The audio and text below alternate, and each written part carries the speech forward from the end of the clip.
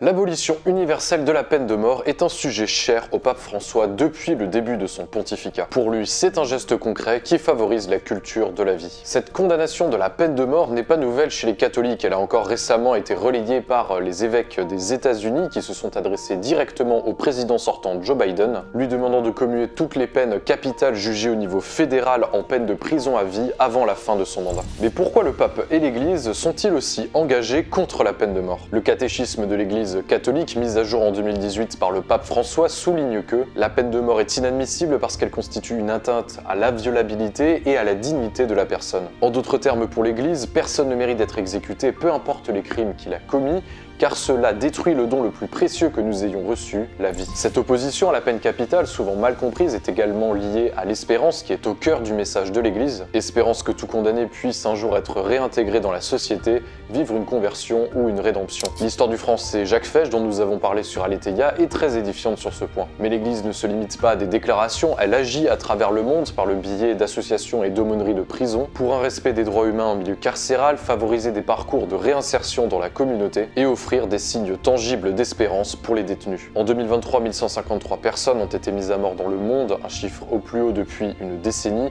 qui ne prend pas en compte des milliers d'exécutions non répertoriées, notamment en Chine.